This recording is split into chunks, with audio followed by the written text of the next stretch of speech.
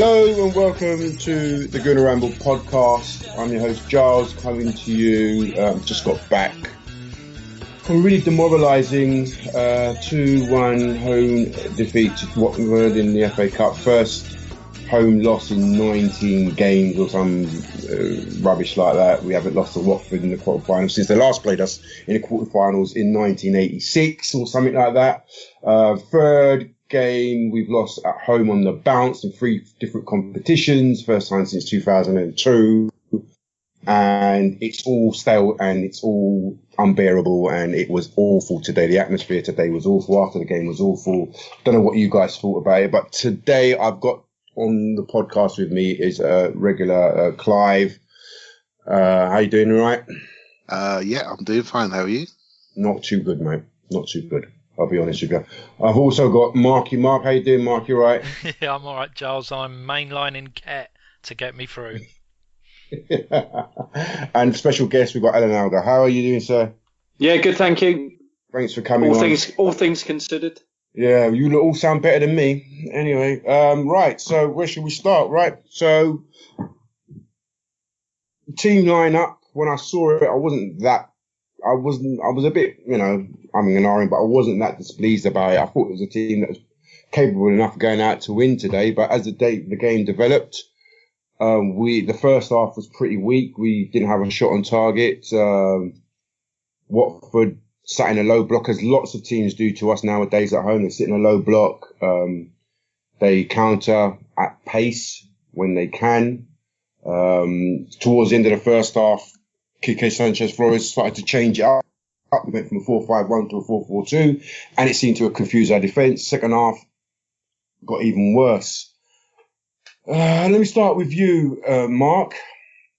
What did you think? Just give me a quick run at what you thought of the game, first of all. It's just the usual. It's just the usual performance, mate. I just kind of sat there and watched the team and thought, they haven't gone out there with any urgency. They just always seem to go out, and this really, really worries me. They always seem to go out in a lot of games, and they just look half-paced. And it's an FA Cup quarter-final, and I just don't get it. I can't see who is driving that team. And before the game, and then you get them on the pitch, and they don't seem to. There's no gel, And I'm looking at it, and I'm just thinking, I'm really worried. Are they going through the motions? I'm really concerned now, in case there's a bigger problem between the players and the manager. I don't know why Theo didn't keep his mouth shut the other day about this meeting. I don't think if they had a meeting and they felt that they'd cleared the air, just because you win away at Hull with not a great performance, great scoreline, not a great performance, I don't think then you just come out and go, well, we had a meeting, blah, blah, blah. I just sort of think, I just look at it and I'm really worried about the team and the way they're starting games at the moment. They just don't look motivated. Alan? Yeah, I thought that was typical Walcott stupidity, typical PR spin that Walcott likes to come up with. And, he's obviously coached by a fantastic PR team. He had a front page of one of the London magazines, the Sport magazine, talking about how amazing he's playing this season and that he's, obviously going to the Euros with England. And I actually tweeted his PR company saying, "You're the best PR team I have ever seen." And they actually took it seriously. But what I meant by that was, to have this particular player into those kind of headlines, and it happens around the whole club. And something I noticed today, because I didn't go to the game, I wasn't able to go to the game because my youngsters team had a game. But at the start of the game on BT Sport, a couple of minutes in, they said, "We have got an exclusive for you. We have got a behind the scenes look at the best academy in the country, the fated Arsenal youth system." And it was a 4-minute little section on how wonderful our youth system is. Now, it's, no players come through it, or not enough players come through it for it to be called that. But this PR spin that the club managed to get out there it leads to things like midweek where Wenger says, "Oh, I'm bored of your questions." He actually thinks he's a better manager than he is because he gets told it by people that don't pay attention. And us fans get told that we're mugs and we're stupid and we don't know anything about football. But we're the ones that go and watch every single game, or at least if we're not there, we catch it on TV, we analyse it, we watch it closely, and we know these players are not putting it in. And when we get told by people that we're ungrateful, I think that grates more with people than actual poor results. Because I don't mind, as you say, if a team go out there and they put it in, and you can tell that they're beaten by better teams. But that Watford team, if 3 of them were on a tube with you tomorrow, you probably wouldn't recognise them. And that's the difference. We're getting beaten by teams that we shouldn't be beaten by. Clive, do you want to come in now? Where should I start? Where should I start? This is a massive topic, right? Do I start with Theo? Do I start with our overprivileged British kids? Do I start with the fact that we're all mug punters that think we can influence the club, the game, but actually we're being laughed at by the club and the players? We're just a source of revenue. I mean, where do you want to start? Right? I think I feel today, or maybe I think it was actually Swansea. It was a seminal moment. I'll tell you a little story, right? Because I'm a little bit older than some of you guys, but there was a period when I knew a number of the players at the club around 1993, 1994, 1995, and I spent a lot of time with certain players, some of a certain age. And once I got close to my heroes, I actually retracted. And the reason why I retracted away, I thought to myself, well, actually, I'm listening to how they're talking about fans, and I thought, sometimes they say it's not great to get too close to your heroes, right? Because you learn too much. And when you get inside the game, you recognise that there is an inside family within the club, and we're all on the outside. And well, no matter how much we read, how many websites we refresh, how much time we spend on Twitter and news now, we can't influence. And there are days like today where you realise just how insignificant you actually are. And and it really does hurt, actually. It really does hurt. You know, the last week or so has really, really hurt me to see how divided fans are, see how angry they are with each other, to see the lack of respect that we show each other, the team, the players, the manager. And when you support a club, one of the things you do when you support a club is you try to attach yourself to like-minded people, to a like-minded club that plays a certain way.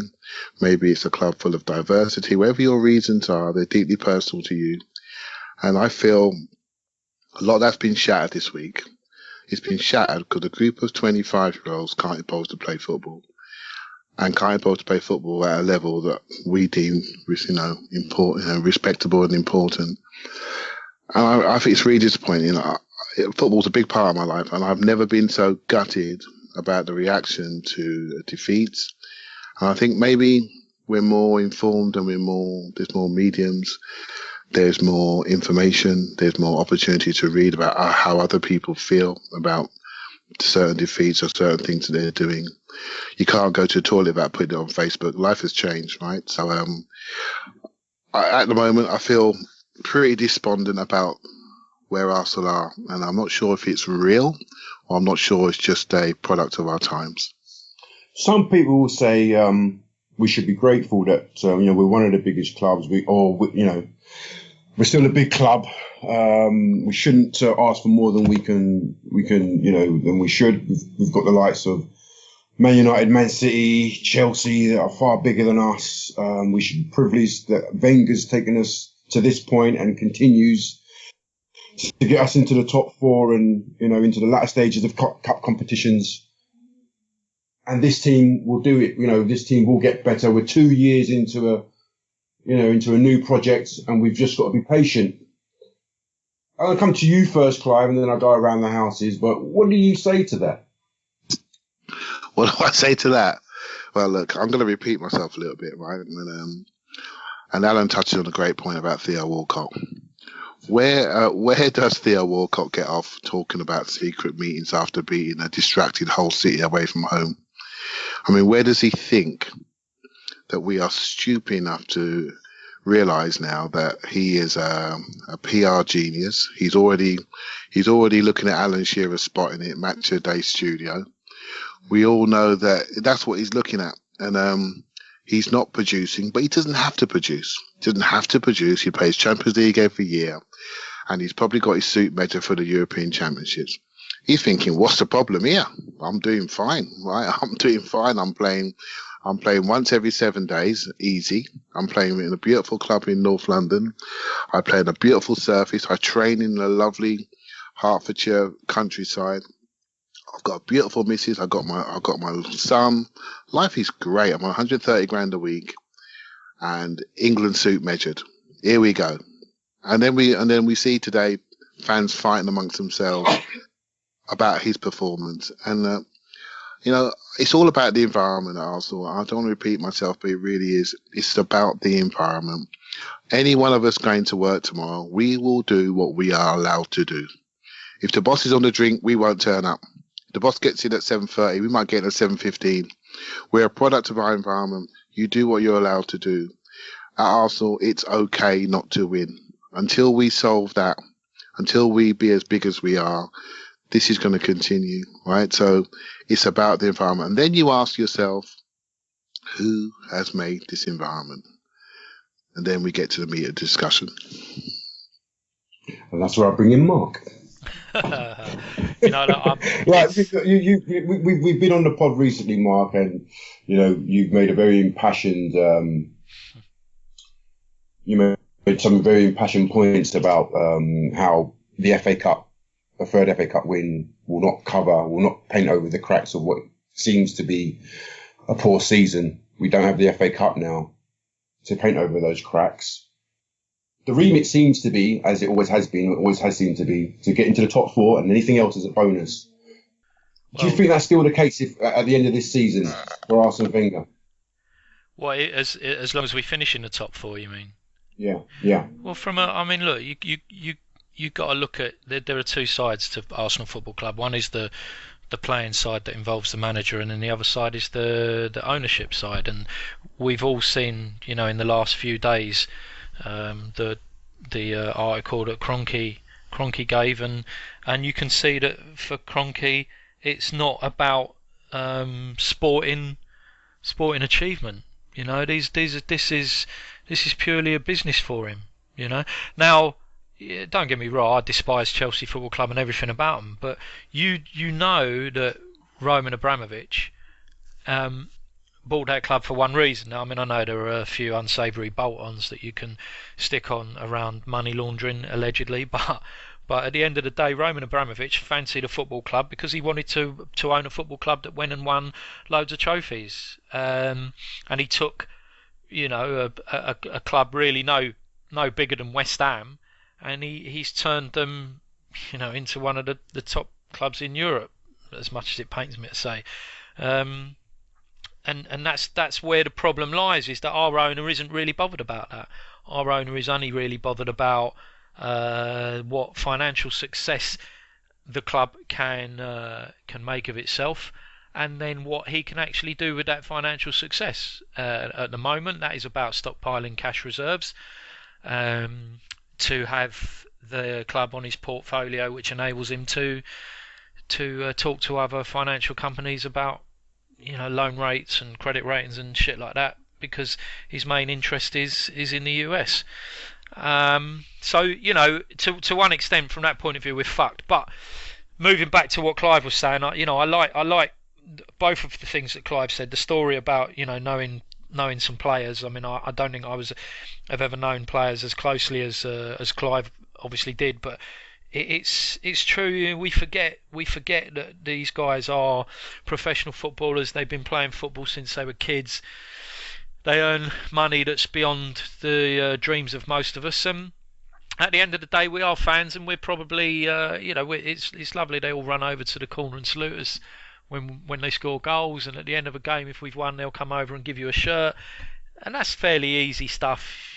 But me and my mate have always been amazed at how stupid footballers can be and how lacking they are in bog standard PR. how easy it is to get fans on side, and a lot of them don't seem to bother.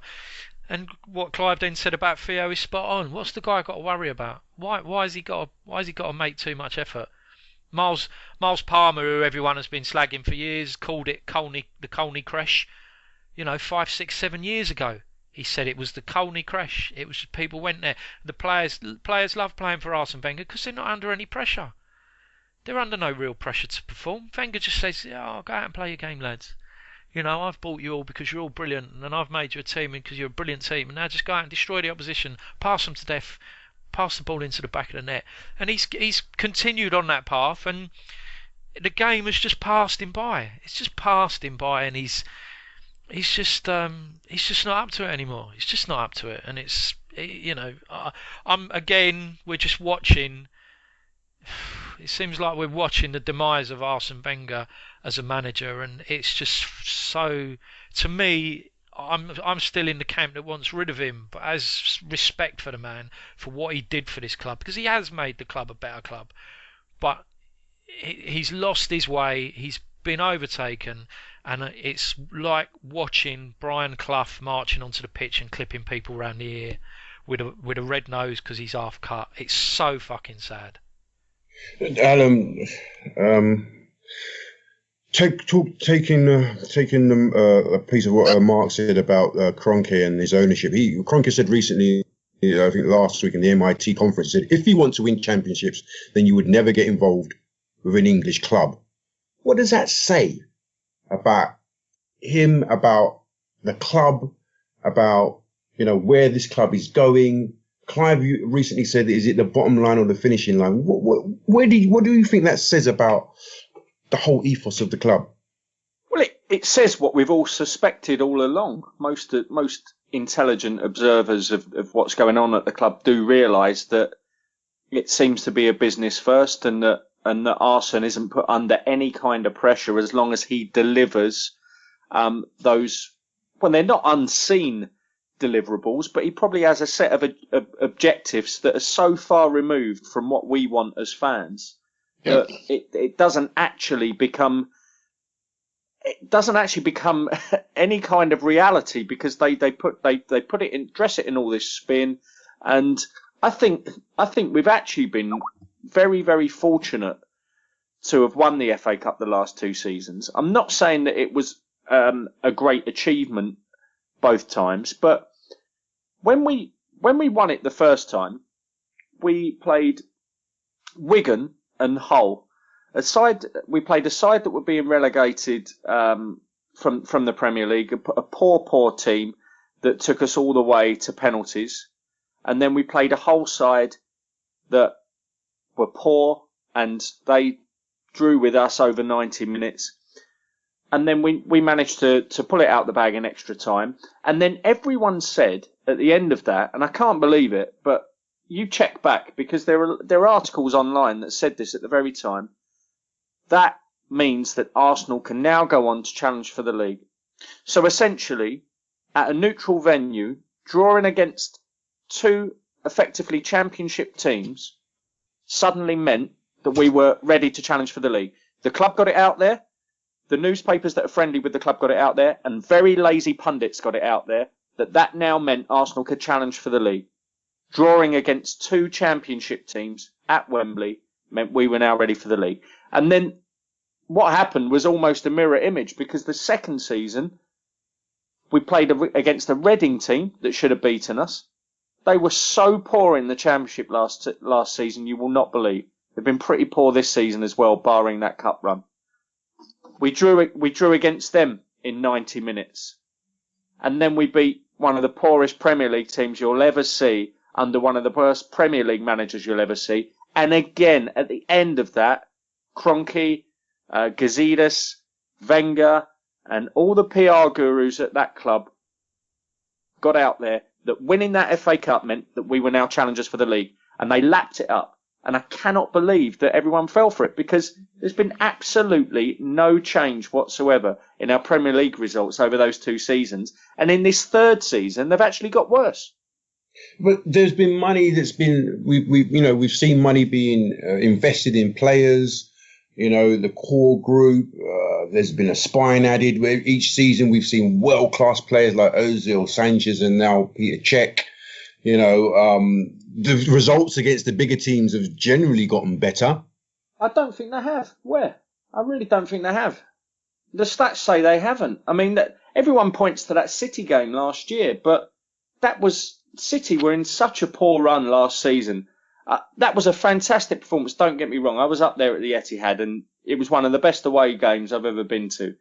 But you look at our record against the top 10 teams in the league, and it's been pretty much the same for about the last 10 years.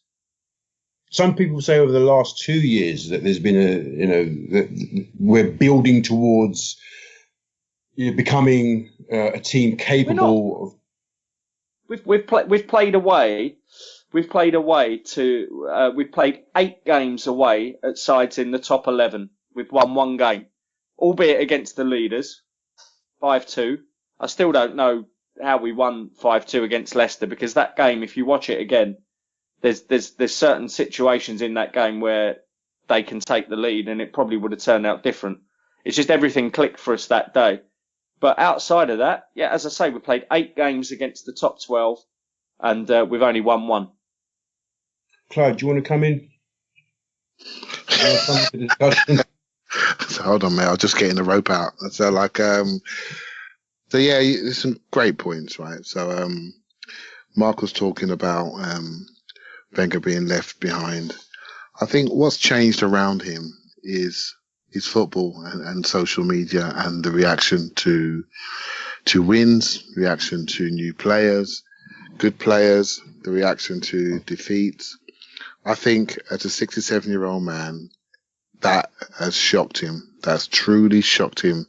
The ferocity, the anger, the leaping from the extremes by which Arsenal are now viewed. Wenger is a man of marginal gains, right? He's a man of season-on-season improvement. He's a man of development. He's a man of creating pathways to playing. And all this around him, around Arsenal, which has really pushed their brand forward. So they got 7.2 million Twitter followers. There's a price to pay for that. One, you get a great global brand. And trust me, that's the most important thing that the board care about. You only have to look at Man United's results this season, their financial results compared to the last couple of seasons. They've made more money now than they've ever made. And they've spent money beyond belief. They're not close to winning anything. And they've made more money. That tells you everything you need to know about what's important in football. But is it? Go on. Sorry. And Alan spoiled it, right? And the targets that Wenger set, they're not what we think. They're not about getting a holding midfielder or a striker. They're about the share price. They're about the revenue streams. When he came in, the share price was 400 quid. What's it now? 15, 16 grand? Done. Target hit. Shop 4. Target hit.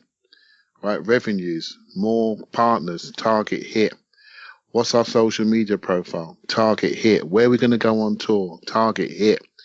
You have to think about, we're thinking about who can play with Ramsey or who can play with Coquelin, and they're thinking about when the next few millions coming through the door. And it is a business. And if we think it's anything else but, we are exactly what players think we are. We are mud punters. That's what we are. With zero influence. What you have to do is understand the journey that you're on, understand the perspective you need to look at football, and enjoy the journey that's given to you. Right? So, can I ask you a question then, Clive? And I'll put this to all of you, really.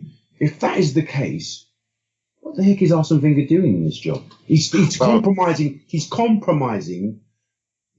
What he's in the job for. You should be in the job to win football trophies. They can call out Man United and cite Man United as a brand. They can Kroenke can cite Michael Jordan as a brand. But what made them synonymous with as a successful brand was the fact that they were winners. That's why Man United can afford a couple of seasons of mediocrity, because they are winners. That's why they can go out, if they need money, they can go out and put sell a few more shares on the stock market and raise another 100 million. We can't do that. We're not in that position. And I have to, if that is the case, I have to ask, why is Wenger in the job? Does he not want to win titles? He doesn't have to win. This is what I've been saying. But does he not want to win? It's not whether he has. It doesn't matter. You need to understand this. He doesn't have to win. Those players don't have to win. That's the environment that he's created. That's the environment that the ball's created. That's the environment that's been created for the last 10 years. That's what the issue is. We don't have to win. When you look at American sports, there's only one MVP in basketball. You have to win it. You have to win the championship. What's happened in football is it's become clouded by finance, which means success has changed. The success criteria we grew up with are no longer the same. We need to wake up and understand what we're looking at. Then when he says he wants to win the title, he wants to put a team together to win the title, he's actually just talking bluster. It's actually bluff. And falling for it.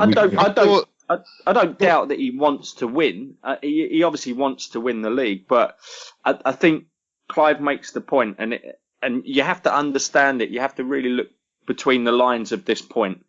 He doesn't have to. So when it's his chance to motivate the team or pick a team that he thinks is going to win or get into the players or make them raise their games, he just doesn't have to. And there's that fine line of not having to.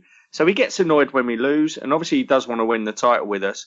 But because it's not an absolute priority that his job hangs on, then that extra bit of detail isn't put in, and that's what's affecting us at the moment. And one of the biggest points I ever used to make about Wenger, and this is before social media, so you'd have probably only ever got this in your ear if you were a London cab driver driving me somewhere and telling me how wonderful Arsenal were. And that was, and I always used to say this, even when we were winning trophies with Arsene Wenger, I would always say, do you know what? He's not as good a manager as you think he is. And I still see things he does. And honestly, this was during the Invincibles season. So I used to get the most ridiculous looks from people saying this. But it's all come to fruition now. And that's because he doesn't have any managers on the pitch. When he had managers on the pitch doing the jobs that he couldn't do, not the jobs that he wasn't able to do. So when he had Adams on the pitch, when he had Vieira on the pitch, to a lesser extent, Bergkamp, the people that motivated players like Thierry Henry, when he had those players on the pitch, the job that he was lacking in, the skills he were lacking in, were made up by those players, raising the game of everyone else. Since he lost those players, we have nicked 2 FA Cups in the manner that I just said in my previous answer, by drawing with 2 championship teams. Mark, do you want to come in at this point? I think Clive and Alan have said some very spot on things there. I mean, people will say about managing the Invincibles, and it is a huge achievement. But there is a lot of truth in what Alan says. That was a team where it virtually had 11 people leading on the pitch, so it did make up for any shortfall that there would have been in terms of motivation. That you can see now from Wenger. So no, they've both made great points. I could see Clive getting really sort of quite passionate about that, and the difference between him having to win and wanting to win. And I mean, I get that, because it does go down to what Clive said earlier. You know, if Wenger had to win, he might actually be doing a little bit more. But he knows that, and I'm sure he thinks that he's doing the right thing, but this is half the problem, is that he thinks his way is going to work. He still is so egotistical that he is convinced that his way will work, that he doesn't have to spend absolute millions, even though we spent 75 million quid on 2 players. You know, that he can win the league by buying a £10 million goalkeeper and a £5 million central midfielder from the Swiss league. He thinks that will work. He's fucking deluded. And there is no one at the club with the power, let alone the bollocks, to actually tell him. And all that happens is that any ex-pro or anybody in the media that questions him and says this just gets fucking slated by all the people who are still carrying his banner. Mentioning banners this week, a bit odd, but there you go.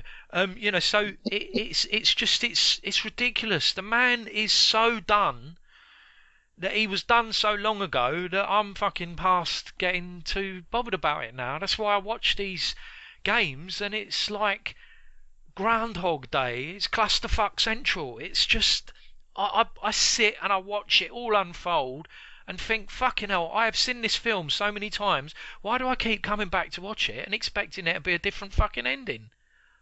Because we are fans. We are mug fans. As Clive said, the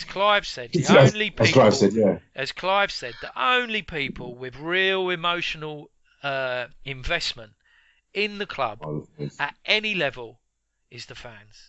Yeah, everyone else. And it's not just our club. It's just our club. No, exactly, mate. Just our club. Everyone else will come and go. They'll move clubs as managers, as players, as coaches. It doesn't matter. Even the owners fucking move around from time to time. But the only constant is the fans. And and that's why we back them the way that we do. That's why, as Alan says, a lot of people got suckered into thinking, after the 2 cup runs, that was it. We could go on. But you can see, the thing is as well, just to say to Alan, you can see the basis, the core is there, and it needs the right additions in the right places. But we never seem to do that. We're always buying more square pegs when we've got round holes. So I agree. It just drives you fucking mental. While the players are all, we're out of the cup, really gutted about that. Never mind anyway. What film premiere am I going tonight? What top class restaurant am I going to tonight? Didn't someone, and I don't want to do Theo with this service. Actually, no, he's done me plenty during this season. But didn't someone tweet that he was on some kind of website within 20 minutes after the game, liking videos or something like that? Just to prove your point. I'll try and dig it out and I'll tweet it back to you. But I mean, that essentially just proves your last sentence in a nutshell. Go on, Clive. Sorry, mate. I got to come here. It's very important, right? That I got. Maybe I've got a slight advantage. Right? I've always worked at very large companies, right? Very large investment banks, and basically I've seen organisations grow. I've seen them develop. I understand about leadership, right? And when you look at leadership, you have to always create an environment where there's a little bit of fear, there's a little bit of lack of comfort, right? And when someone has been there for 20 years, it's very difficult for them to drive high performance consistently. And this is where I give the man some praise. He's managed to keep us at the top level of the game for 20 years, right? But now expectations have changed. The audience around him has changed. Off the pitch has changed. And we are no longer patient. We are informed. We have information. And we want a view. And we have a view that's public very, very quickly. And I wonder if football has changed away from the model that Arsenal has always been behind. And when I talk about renewal, I need you to understand how renewal drives high performance. And Giles, you know what I'm talking about. Mm-hmm. When you have new people around you, they make you think. And we're talking about the 5 percentile. That's what we're talking about here. The 5% of fear for your job. The 5% that we all feel when we go to work tomorrow morning. If we don't do well, we've got to go and find another job and support our families. How do you drive a group of multimillionaires that have been told since they were 12 years of age that they are special, right? And this man has managed to create a wonderful environment, a developmental environment. But now Arsenal fans are no longer accepting developmental environment. They want to see a winning environment. And I'm not sure you can change the mentality with the same leadership in place. I've been saying it for months. I actually wrote a blog in March 2014 about the very same thing. It's not being clever. It's just organizational forward planning and sustainability. This is all this is.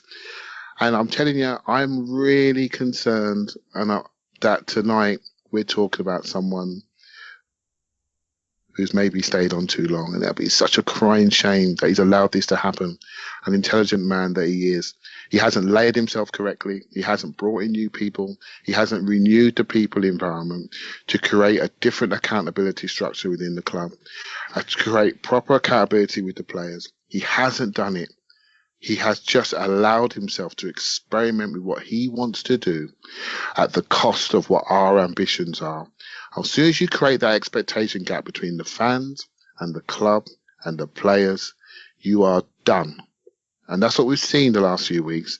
And it's a terrible thing, right? Because I've grown up with him, but I honestly believe that he could be in trouble. Real trouble. And the reason why, Giles, I'll tell you the reason it's going to do him. We are worse than last year.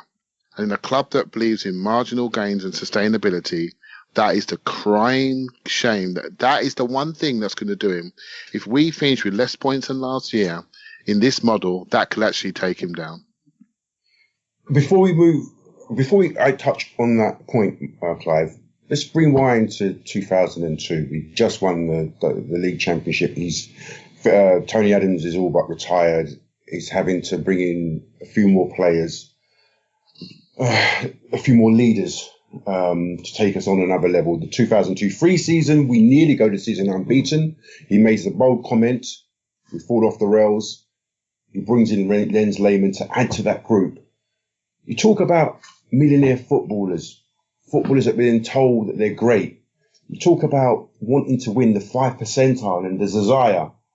He was able to bring that group together, whether he coached them or not, or whether he allowed them to express themselves and fight amongst themselves and work it out amongst themselves. He brought that group together. Why can't he do it? Why can't he do that? Why can't he replicate that now? Do you want me to go first? I think you look at your leadership, right, and you see where they are in their career. So if you've got a hungry young boss, you know, for him, he has to win, right? When you look at Arsene Wenger, 19 years of earning an average between £5 and £8 million a year, you know he's not on the up curve. He's on the down curve. You can't help but see it. You just look at him and just think his best days are not ahead. So you take your drive from that. You take your motivation from that. You don't mean to do it. You don't do it on purpose, but it's just natural. If you look at someone that's not in his prime working years, so why should you? You are a product for what he allows you to do. And Arsene Wenger, to his, he is the most trusting manager. Look how many players he has trusted way beyond the time he should have done, who have let him down. Many of those players need to look at themselves as they're patting their money under their mattress. They have completely let him down. We're criticizing him, but I tell you what, he has given them a no excuse environment, right? And they have failed him, and they have failed him hugely. Players look a shell of what their previous performances are, and I don't hold that all down to him. Right, I think it's partly to do with environment, which you know what I'm always talking about. But then I look at what the adulation that people accept, how they get on their toes when it's contract time, and they suddenly turn it on. And then when it comes to the critical moment at Old Trafford, we can't find them. We can't find them in the phone box. We can't see them on our screen. There's nobody producing, and that is unforgivable.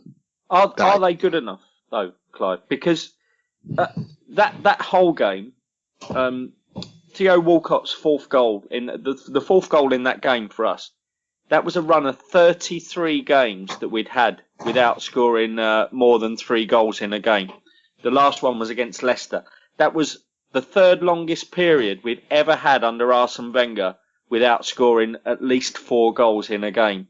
Yet we're creating more chances than we were during those, amazing years where we used to, that we've not done this at all this season, but when we used to play bottom half teams at home and win 5 or 6-0, those kind of performances. We haven't got the strikers anymore. We create more chances in those games.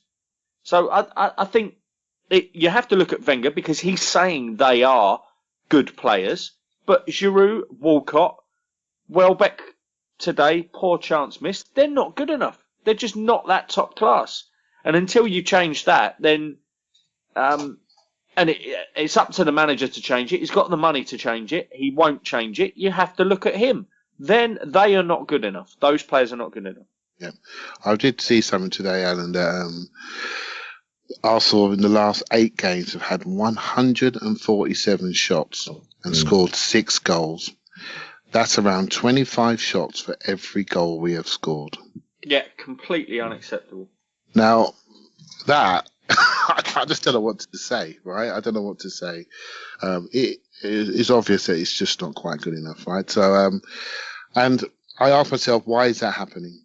And I would say, you know, if you are somebody that has to win, you are looking at your players slightly differently. You know, I look at our games, I look at how much ball we have, I look at our lack of dribblers in wide areas, I look at how we don't move people around, and we play almost like academy football. We pass. It's lovely shapes, but when we need to accelerate and really drive and really commit people, we don't have the player profile and competencies to do so. That's a worry. If I'm the manager, I am fixing that.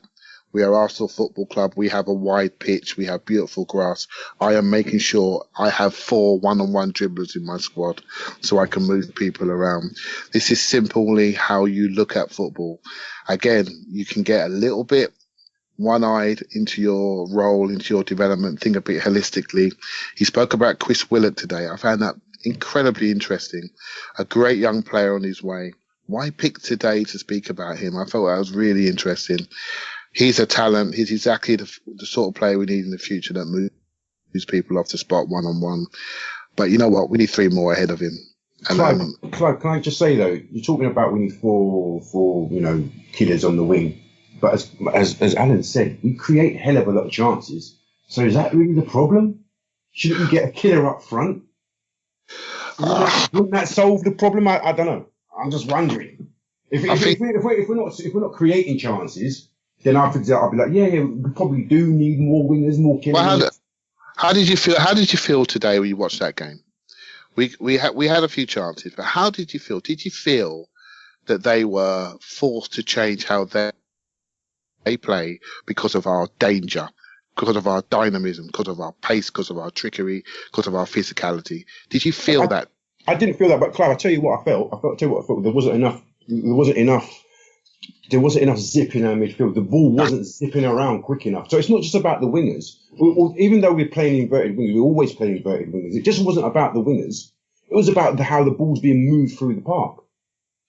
And the ball's not if you want quick wingers, you have to get the ball out to them quickly so you can move the defenders off the spot. But then, you know, what I saw was Watford are sitting in a low block.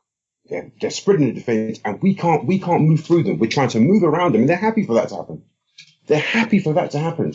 And what was happening, Giles? What's happening was they knew we didn't have the wide skill, so they could stay narrow and the spaces were short. And they call it barricading your box, right? Where you barricade it no more than 5 yards apart from each other. And until you move that and create those spaces for the little passes in, and the reason why I keep talking about wingers is, when you see somebody that can beat his man first time every time, you have to double up. That means you are creating space. You can no longer barricade the box. But what I'm saying, Clive, is that ball has to get out to the wingers quicker. Well, I thought today, I will say, you know, and you guys tell me if I was on the drink, but I thought today our passing in midfield was one touch and it was quite quick. El Nene's passing in midfield, combining with Sanchez and Ozil was. But the rest wasn't. At times, but Coquelin was all too often. He made a couple of forward passes, which I saw, but generally he was keeping, he was getting it, and he was passing it back or passing it aside. There wasn't enough zip, and we were playing everything in front of their defence. Why is that? Because we got a centre forward who plays back to goal. You can see his shirt number. We got Sanchez who comes in on his right foot. We got Ozil that plays in front. We have no penetration. That's what I'm talking about. If you have penetration, whether it be wide or up front, then you move people, you shake people. This was a training drill, centre defensive drill for the Watford players. Move to the left, move to the right as we go around the horseshoe. Move to the left, move to the right. Watch your distance. Go in, rattle the ankles. Don't give them nothing. Get their heads down. Then drop back in. Don't chase them. Drop back into your shape until we can break. When we're confident to break, we accelerate. Because you know what? They've got Mertesacker at the back. And if we can get in one-on-one, we're going to get in. We're going to pump that right channel with Mertesacker and Chambers.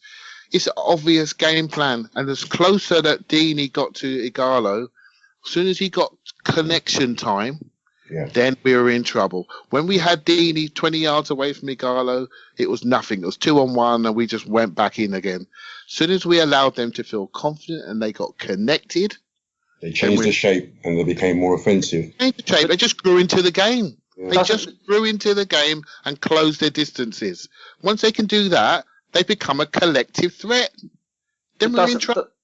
Doesn't this point to an additional problem, though, and one that we've always known, and again, one of the things that I always used to say about Wenger, even when we were winning trophies, and that's that he just does not respond to anything going on in front of him. He just does not respond. He doesn't know how to. And like I think you even said in the introduction, the formation change that Flores made, just I think it was, what was it, on about 55 minutes, something like that, totally baffled us. And it's actually came in the period just before their second goal. We didn't have a clue of how to deal with it, and by that time they'd scored 2, and that was it. There's just no reaction from the bench. There doesn't seem to be a clue.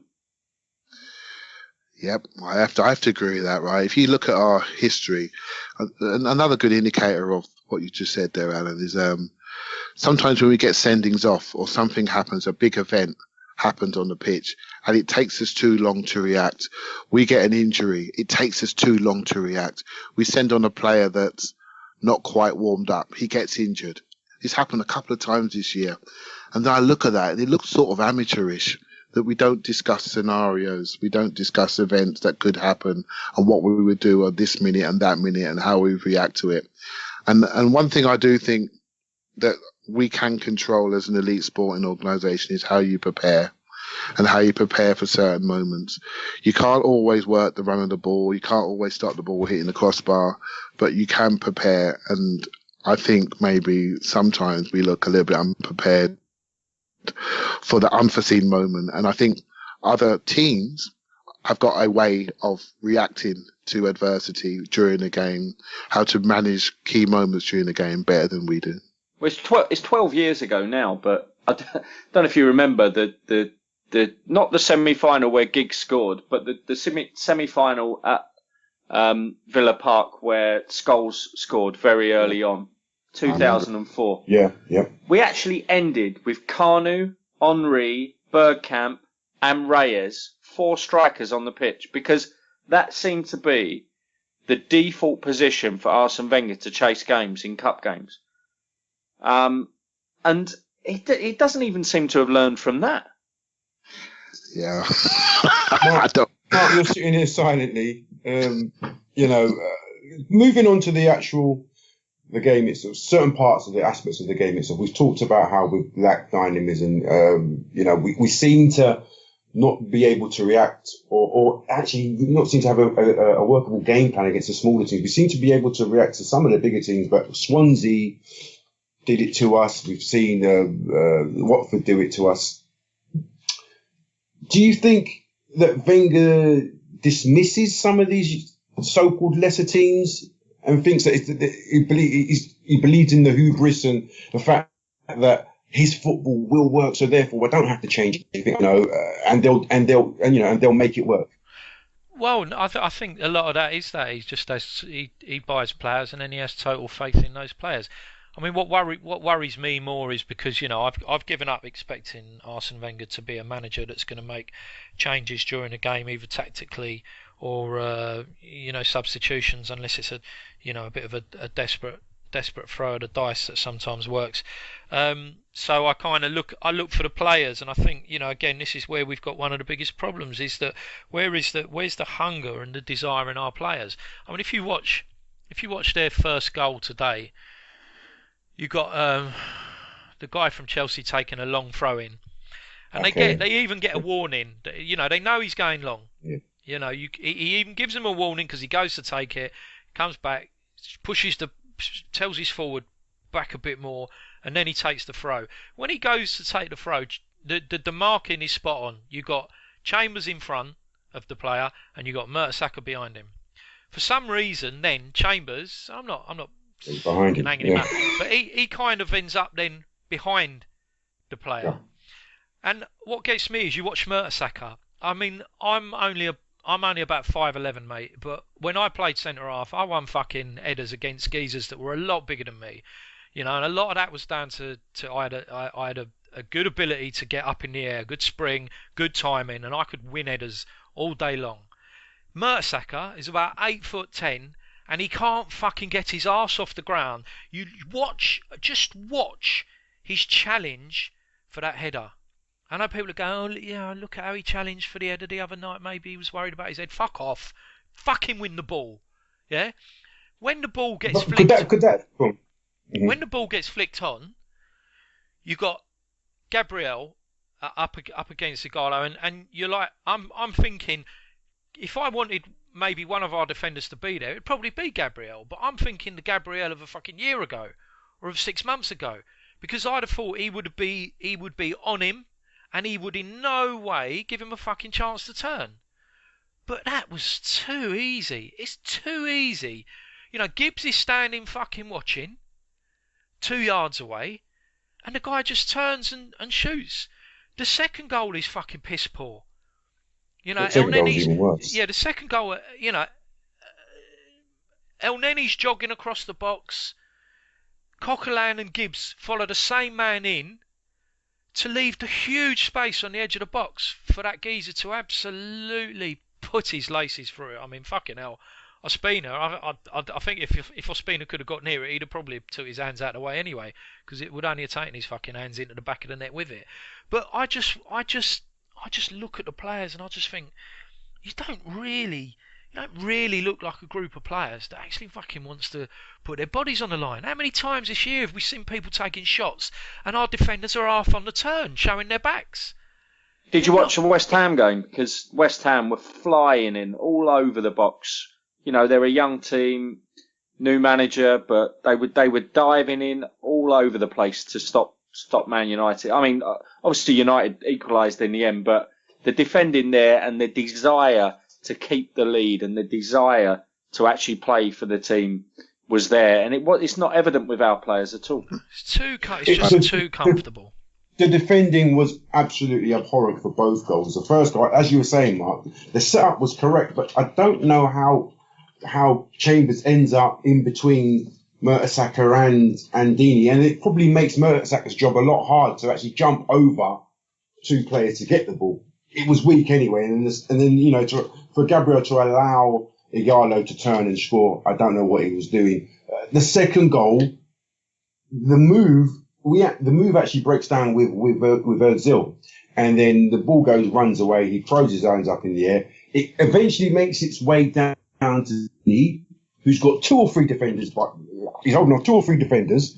Igalo's made the run inside. He's taken Gibbs and El Nene with him. There's a massive space.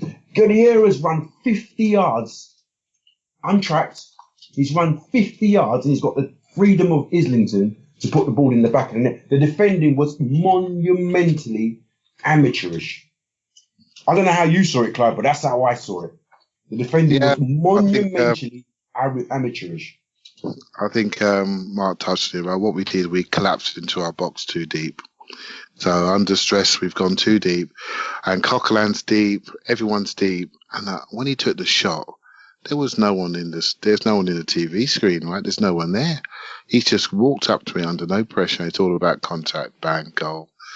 It's really interesting, especially Alan touched on there about West Ham diving in. Watford had a centre half called Cathcart today, right? Man of the match for me. Man of the match. Absolutely right. I've never really looked at him before. And none of us want to sign him. But today, he played like that was his last game of football in his life. And I look at a young player like Callum Chambers, who I like, by the way, come through Southampton Academy, played in centre midfield, played centre half, England under 16, England under 17, England under 18, England under 19 captain, played 16 games in the Premiership for Southampton at right back, when really he's a centre midfielder or centre half. Arsenal buy him because he plays brilliant against us. They buy him. He now plays for Arsenal. He has 3 or 4 fantastic games. Now plays for England. Are you telling me he has to be as hungry as Cathcart, who was let go from Manchester United when he was a youngster, has suffered rejection, suffered heartache, suffered disappointment, suffered fear. Now's got his opportunity again to play in the top league. What's he going to do when he gets his chance of permanence? Is he going to down, putting dodgy crosses in because his shirt's a bit tight, so I better pull it down? Or is he going to actually die in the box? And I'm going to give it.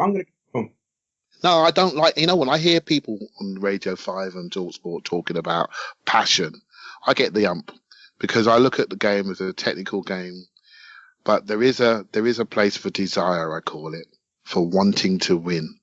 I don't call it passion.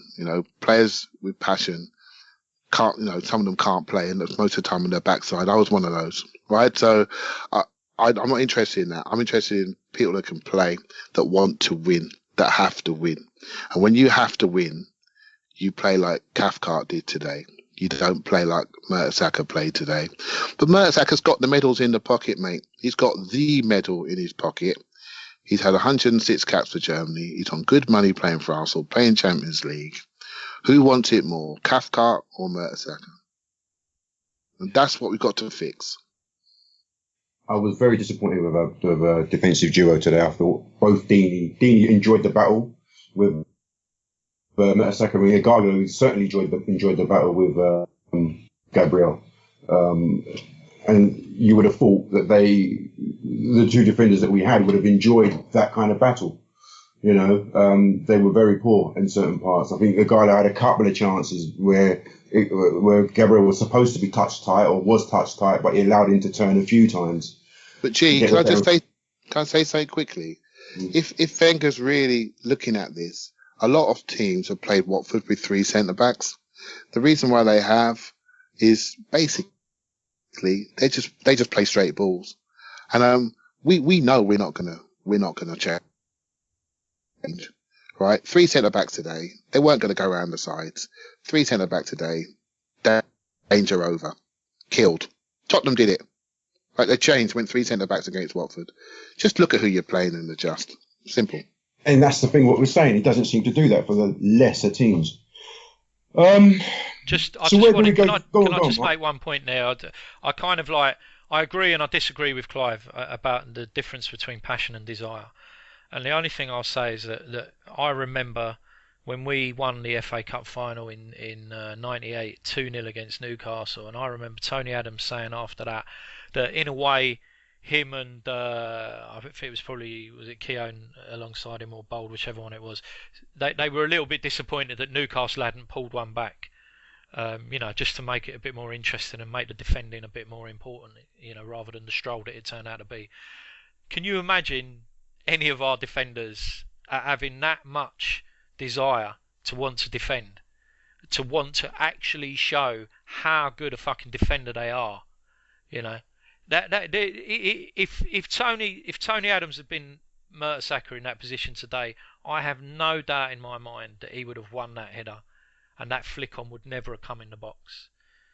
Yeah, and that is what Clive is talking. Is the desire to be a winner, the desire to make the most of the technical ability you have fucking been blessed by God to have.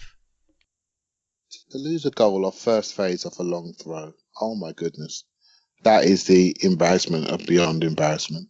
Clive, do you think tomorrow at Colney, or if they've got a day off and they come in on Tuesday, do you think before they fly out to Barcelona that will be touched on, that throw on in some way?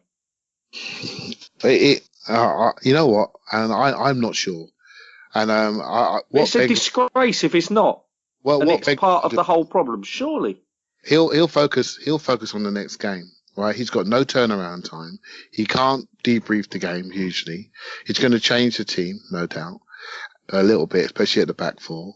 And he can't debrief the game. He can only focus on the next game, and probably more importantly, he's got to focus on Everton, right? Because lose to Barcelona, as long as it's not by 8, we'll be okay.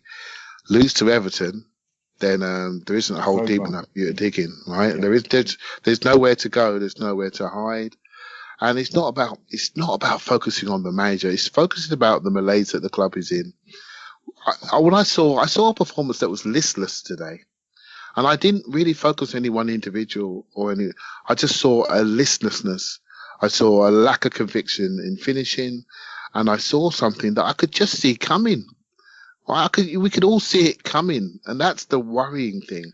And more importantly, I always look at the opposition. They tell you about your own team, and the opposition had a game plan, and they were confident they could execute it. Which goes back to your point, Alan. How good are we? If they think we're vulnerable, how good are we? And that's what we've got to ask ourselves. I'd have to say that worrying about long throws at the new camp is probably a long way down the list of things I'd be worrying about. True. Very true. So let's look ahead. We've got new camp on Wednesday. There's a really short turnaround to early Saturday afternoon. Where do we go from here in terms of what kind of teams to put out? How are they gonna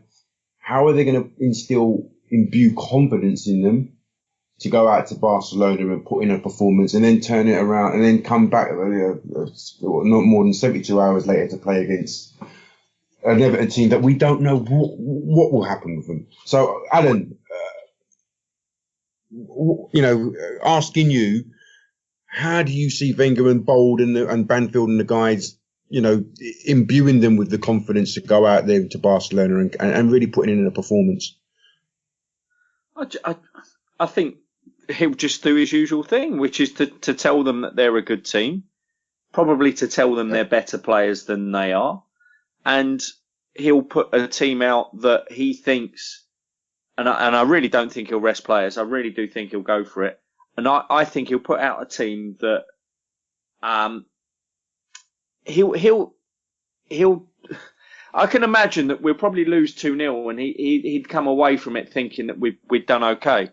And I do think that he has got that clouded in his judgment. And I think when he starts to get questioned about that, when the press conference before the Everton game, if he gets questioned about us losing against Barcelona, which, I mean, we surely will. I think it's only Deportivo have managed to even get a draw there this season. They're scoring goals for fun. They were in second gear for most of the game against us at home, and that they only need to do the same again to produce another 2-0 win. But I still think he'll come out of it and he'll get some questions in his next press conference ahead of the Everton game. And they'll mainly be focused on the fact that we lost against Watford today. But if you add in another defeat, and that will be a defeat in midweek, I think he'll still be bold enough and brazen enough to say, well, I put a good team out there and, it's just not clicking for us at the moment. I thought it was a good performance. We didn't lose by too much. I'm focusing on Everton. Rinse and repeat for the rest of the season. Do you think, though, that coming out of Barcelona with, which result would be good? What I'm saying, let me just ask the question in its entirety. Coming out with a good performance will instill them with confidence going into the Everton game, because that's surely got to be, like you guys have said, that's surely got to be the key now to make sure. Because if we get really rinsed in Barcelona, it could have a really, really terrible effect for the Everton game, and Lord knows we can't go to Goodison Park feeling down on ourselves. We can't, and they're exactly the kind of team that will exploit that. Yeah, they really will. And they've got a nice little break now. They know they're at Wembley. I'm just thinking, I mean, it's maybe too early for them to start resting players with one eye on the semi-final, which, doesn't exactly play into our hands. I just think with a hell of a lot of freedom, they can cause us problems, because they've got exactly the kind of squad that can cause us problems. I mean, I went to the absolute horror show 2 years ago there, in April. It was such a bad performance, and we just seem to not be able to pull it out of the bag there. Who was the defender that was about to leave? Was it Cahill was about to leave, and we caught them exactly the right time, and beat them very early on one season about 5-6 years ago. Yeah, that's when Fabala was on his debut. Yeah, and we've had a couple of good results there, but I just think that they're in exactly the right frame of mind to cause us trouble at the weekend. And I just don't see what a good result will actually be in the midweek. if we do come away with a 2-0 defeat where we've sort of managed to keep them at bay and we look as if we've defended well, but we probably haven't, and we come away with that kind of positivity, I just don't think it's ever channeled in the right way with this group of players. Mark? What about the Barca game? Yeah, I mean, like, what should we expect from the Barca game and the knock-on effect going into the Goodison Park game? I mean, I know people will slag me off and say, "Oh, you defeat this wanker" and all that, but realistically speaking, I think the best we can hope for is heroic failure like we had at Bayern for a couple of years, where we make a fist of it and come out of it with a bit of pride and that. I mean, I just hope that both clubs and both sets of players have a bit of professionalism and a bit of sense out of it. Go out. Arsenal will try and do their best to claw back the 2-0 deficit, but that we won't go too mental, because I can't really see us doing that, and that Barca will just do what they need to do, which is probably just sit back, wait until they get a long throw, launch it in the box for PK to overhead kick it in. But they'll just wait and pick us off the same as they did at the Emirates. This is the problem is that I think with everything we've said tonight about the players, players are fucking pretty sensible. I think they're probably looking at that and going, fucking hell, we ain't got much vote there. Let's just go out, play for a bit of pride and see what we can do. But the game that we've got on Saturday morning is a lot more important. So as long as we don't get tonked embarrassingly, the main thing is keep 11 players on the pitch so that we haven't got to play for any concerted amount of time with 10, which will just make playing Saturday lunchtime after a Wednesday night game away in Europe even harder. Then I think just come back and try and regroup and do whatever it is he does to get them ready for Everton. Wrap them up in cotton wool, tell them how lovely they are, read Theo a story from a book. I don't know. Get some hairdressing tips off of Arteta. I don't really know what they do, to be honest. A bunch of cunts. Clive, the reason why I asked Alan and Mark that question is because CIES Observatory did a report recently, and they said that clubs that come off the back of cup defeats usually go on a sort of this usually sparks a negative spiral. They can't pick themselves back up, and they usually sort of go on a run of defeats or in different performances. So we've gone out of the FA Cup today. We've relinquished our hold on that trophy. Barcelona, depending on the performance and the result, could have an even worse knock-on effect for the Everton game. Do you see that as a problem, a potential problem, or do you think despite the whatever happens at Barcelona, this team is capable of saving what little there is left of the season at Goodison? Because let's be honest, we all know this. If we lose at Everton on Saturday, that is it. Bar the shouting. There's nothing left. So I think the opposite. I actually think once the only hope we have is getting Arsenal to a situation where they have to win, right? So I don't want to say I'm glad, but I'm not. I don't want the FA Cup to be used as a mask to what's really, a season where we haven't improved. So now the FA Cup has been removed. There is no hiding place, right? So Barcelona, no one's going to say to you, Arsenal need to beat Barcelona. They're better than us. They have not been beaten for 37 games. They are the best team in the world, right? And we have Matthew Flamini running on the pitch against them in the home game. So that tells you there's a gap in resources. There's a gap in talent. They're probably the best team maybe of my whole lifetime, right? So let's be realistic about that. But Everton are not the best team in the world. They just lost 3-2 at home to West Ham after being 2-0 up. They did well yesterday. Lukaku had his first big moment as a player against Chelsea, and he scored 2 great goals. And they play quite similar to Watford, actually. They play straight down the gut. They've got a big centre forward that runs in behind. Well, we should be well schooled at looking at that. So for me, it's about Everton having the right defenders on the pitch, having the right level of focus, the right level of intensity, the right level of desire. And if Everton beat us, that is it. That is it. But I would look at that, I'll compartmentalise that game and think, well, actually, because of what's happened today and what's likely to happen on Wednesday, we have to do something.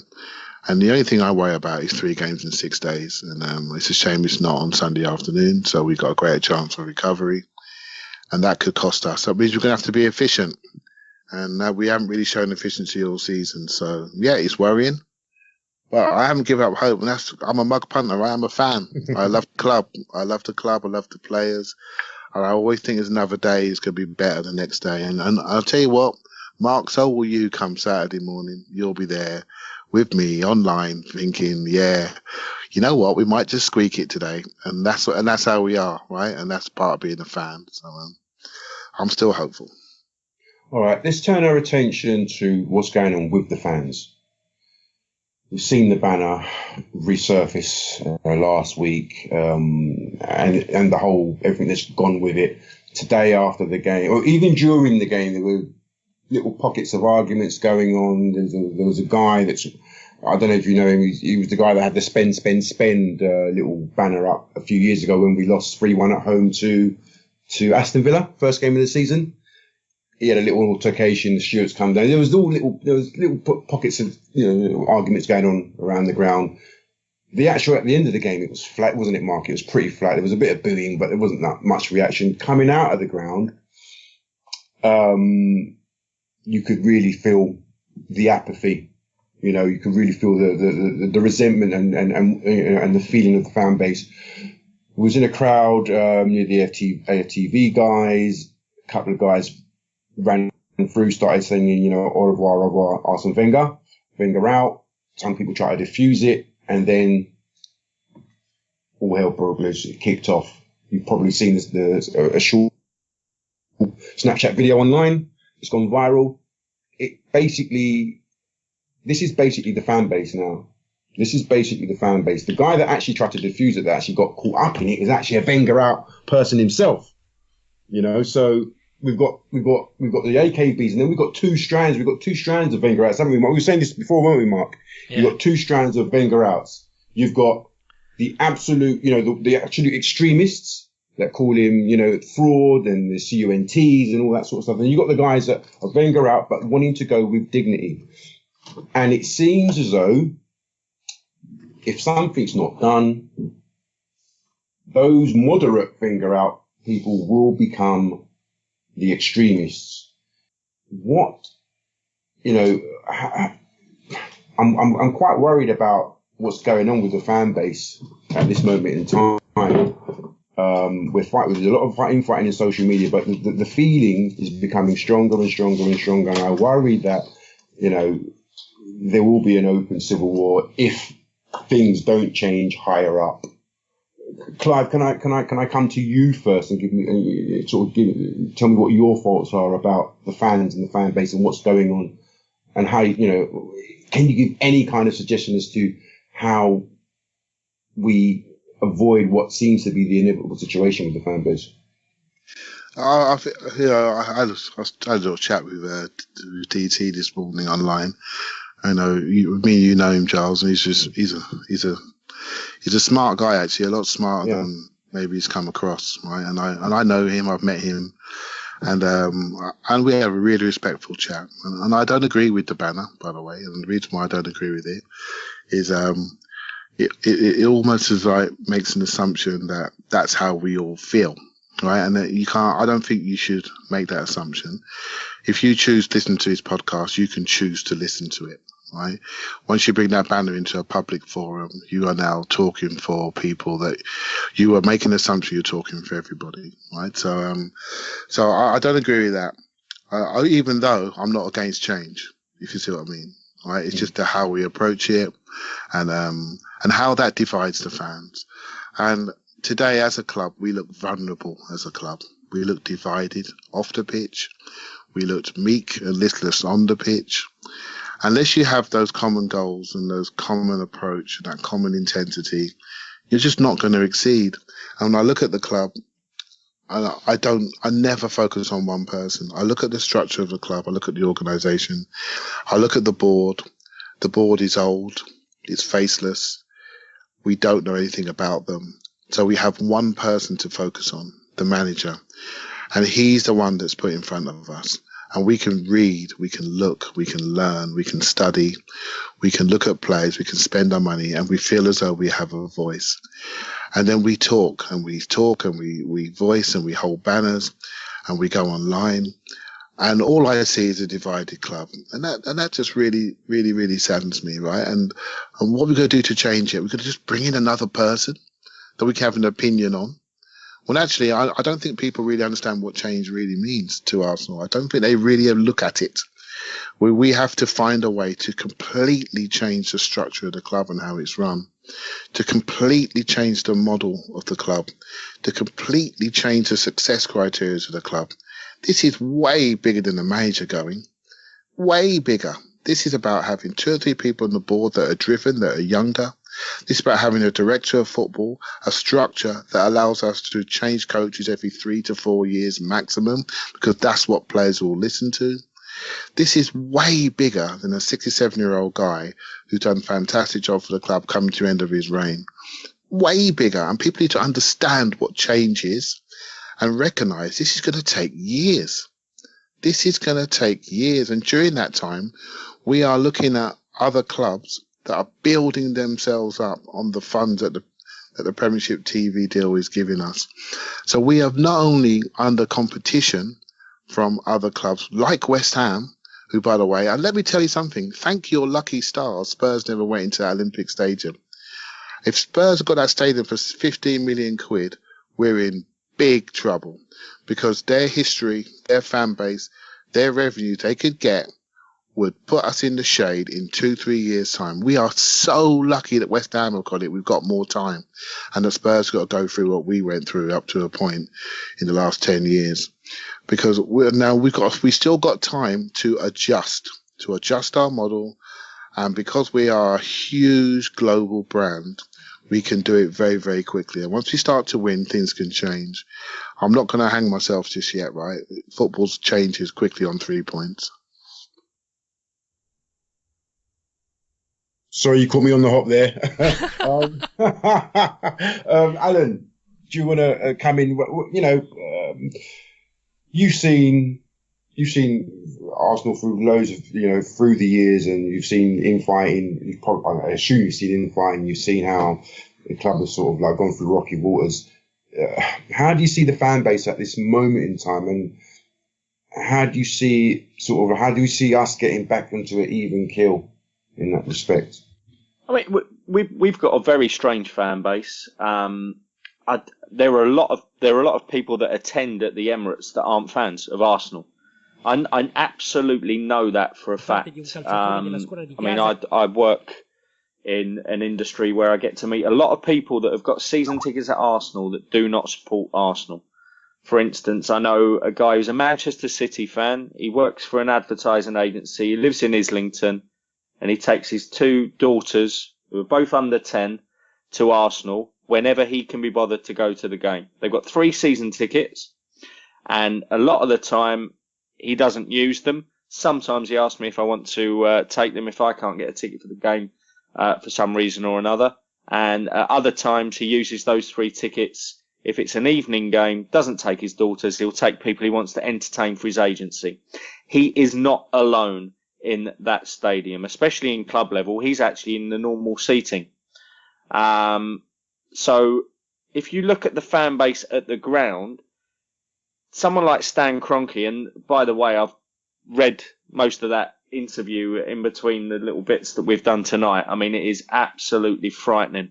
But he is not fussed whether I'm in that seat, an Arsenal supporter all my life, who has paid money to attend games up and down the country and all over Europe, or my friend, the advertising executive who supports Man City, is from Manchester, is taking his daughters along for the day out. He does not care who is in that seat. He doesn't even care at the moment if that seat is empty, because he still gets the money. And John Cross gets a bit of stick, but every now and again, sometimes I get on well with John, but sometimes he puts something up on there that I do have to counter. And he said that I don't know whether this was PR spin by the club, but they were saying that the Watford game had sold out. It hadn't sold out at all. We have a selection of fans that have too much money it's bizarre considering the amount of debate this season about the price of football tickets, and that football tickets are essentially too expensive across the whole country. We have the absolute opposite at Arsenal. We have a season ticket that to most people is a disposable asset. It's £2,000. They earn absolute fortunes. They can afford 2 or 3 of them because they're on the Islington residence scheme that was promised when we came to the Emirates. They buy them. They do not care which games they go to. And they don't even care about recouping £40 or £50 from opting out from that game. Just a simple little click on the internet could have earned those people £40 or £50 from that seat being resold, or it would have been bought by the club. It's not even ticket exchange. It's not even a resale. You could have opted out of that ticket, and there were so many empty seats there again today from those people that do not care about the club. So if you start filling your stadium with people that aren't invested in the fortunes of the club, then you're starting to go downhill. And then the people that are, if they start fighting with each other, then you really are game over. I don't agree with the banner either. I think, as Clive made the good point that you can't speak for a whole fan base. The worst thing about it is if you take it out after that 4-0 win, I understand the sentiment behind the banner. It's a polite banner. It's not an abusive banner. But the worst thing about it is that we all get tarred with the same brush of being ungrateful about a 4-0 win over Hull. And it totally deflects from the rightful criticism that Wenger should have had before that game and now we've seen after that game. Mark? No, I mean, Alan's spot on there with what he's just said about from a financial point of view and the fans that are in the stadium. I mean, I've wanted change for 2 or 3 seasons now, but I'm not giving up. I'm not going to give up my seat because Arsenal's just in my blood, and I can't not go to Arsenal. I could never envisage not going to Arsenal. But I respect those people who have walked away because they've become disenfranchised, excuse the pun. But it worries me, and I do think that Clive was right. I think there are two parts to it. Clive is right. The problem at the club is far bigger than Wenger.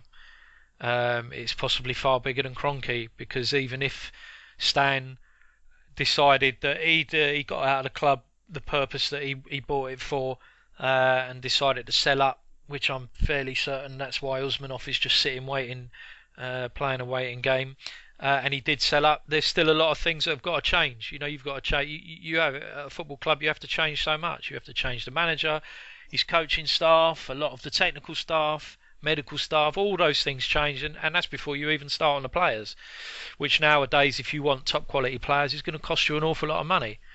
The other problem that I see is that with the fans, because all that will happen is it's not like we get rid of Wenger, or even if we got rid of Kroenke and Wenger, all of a sudden we're going to be one big happy family. It's just not going to happen. I'm afraid our fan base is too divided. There's been too much acrimony between the two sides. You've still got the people who say I'd like Wenger out, but I'm not a wob. Well, at the end of the day, if you want Wenger to stay, then yeah, you're not a wob. If you want Wenger to go, then you are a wob. There's only two sides. You either want change, you want a manager to change, or you don't want a manager to change.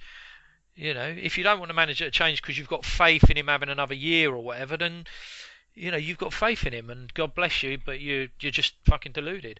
So I think that with social media, and I don't really get involved on Facebook or anything like that. Twitter is my social media of choice. I just see this horribleness continuing, and the new manager will come in and there will be new lines drawn, and as soon as things go wrong, there'll be blood on the dance floor, and even if things go right, there'll be blood on the dance floor because people don't seem to be able to just engage without it being about point scoring or attention seeking or anything like that. I asked you guys at the beginning, towards the beginning of the podcast, about the remit, Wenger's remit, and the reason why I asked that because earlier after the game today, I was asking people, do you think Wenger will fall on his sword if he fails to qualify or achieve fourth place or in the top four, as it were? I'm going to ask each one of you whether you think, because a lot of people are now starting to think that if he doesn't achieve what the board wanted, what they perceive the board want him to achieve, which is in the top four, then he may well do the honourable thing and walk away at the end of this season. There's still 9 games to play for, 27 points to win, Clive, but if he doesn't achieve top 4, do you think he will take it upon himself? Because we can't, there's no one on the board that will. Do you think that he may look at himself and scrutinise himself and think, I've gone as far as I can, it's time to allow somebody else to take it on? Well, we spoke about targets earlier, didn't we? And one of the targets that I'm sure he has is top 4 qualification. Right, so I think the club budget for 1 year out, no more than 1 year out. I don't really fear top 4, to be honest. But and I don't really worry about change because change is coming, right? And I'm more looking at how and what change really means, and what it actually means for the club. And I don't think people are looking at that closely enough. They're just looking at changing him, that understanding change. So I think change is coming, right? It's just coming naturally. It's just a matter of when and how it happens. And the more divided we are, the more vulnerable as a club we are as a whole, the weaker we look. And Watford epitomise our divisive club today. They saw an angle and they went for it and they got maximum reward and we allowed them to walk away with the result. And that's until we sort ourselves out from top to bottom, and I think it's going to be a long, painful process, right? It's going to change. It's going to be, in my opinion, it's going to be a change of ownership. It's going to be a change of some board members. Okay, let me ask you another question. When do you think the board ownership? Do you see it envisages it happening in the near future, medium future, or long-term future? It's driven by finance. I can't guess.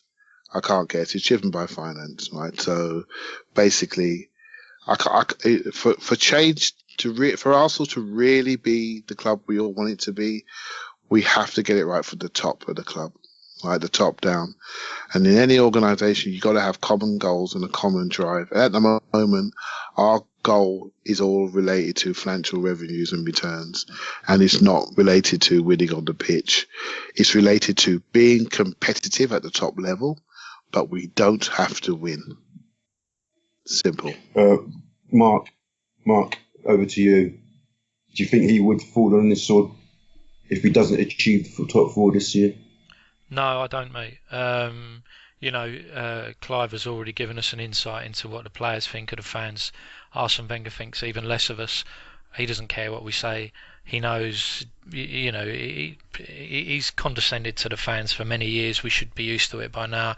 I don't think that he would. I think he still firmly believes in his own ability. I think he still believes that he can achieve something at Arsenal with the tools at his disposal. I think the owner doesn't particularly care too much. Arsene Wenger has a contract till the end of next season. He will see out that contract, and it wouldn't at all surprise me if, with some marginal returns, he was offered some kind of extension. I can't see that, as Clive has intimated how big the change would need to be at this club. I can't see that the club is actually doing anything about that at the moment, because the owner is happy with the manager he's got. And that depresses, I'd just like to say, that depresses the fucking life out of me. So I'm really sorry for anyone else that I've just had fetching the rope out of the loft.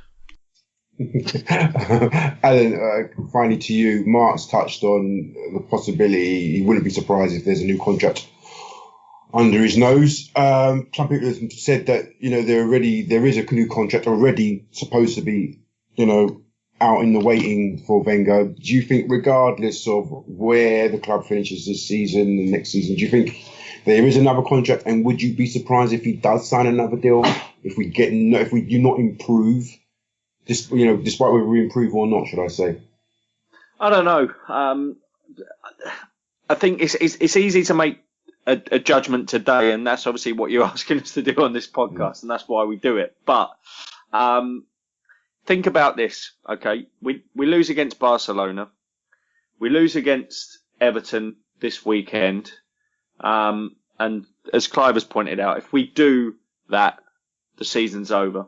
We then have 8 league games left, of which 5 are going to be at home. 3 of them are going to occur in April, and the other 2 are going to be in May. The West Brom game, the West Brom game needs to be rearranged, doesn't it?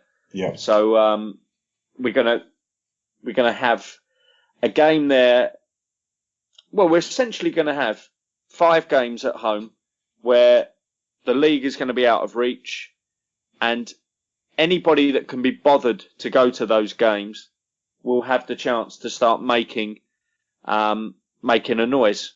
And it won't be like other seasons, because there won't be an FA Cup final that we've all got tickets for.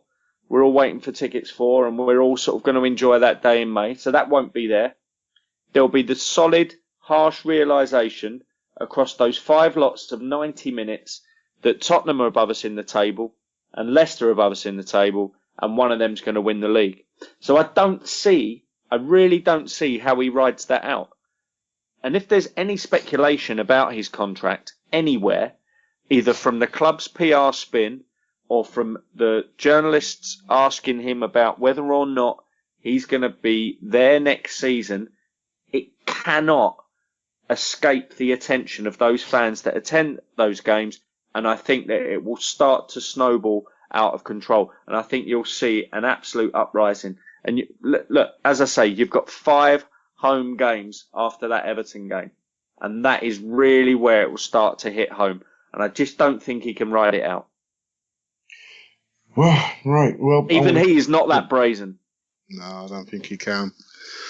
I don't think he knows what he's created here. He's created a massive global monster full of opinions. Right? Also, a very active club online. I'm really concerned about the next 2-3 weeks. Got to say that. Now we're left hoping that a terrible Newcastle team run by a Spanish fat waiter do us a favour on Monday night against the league leaders. That's what it's come to.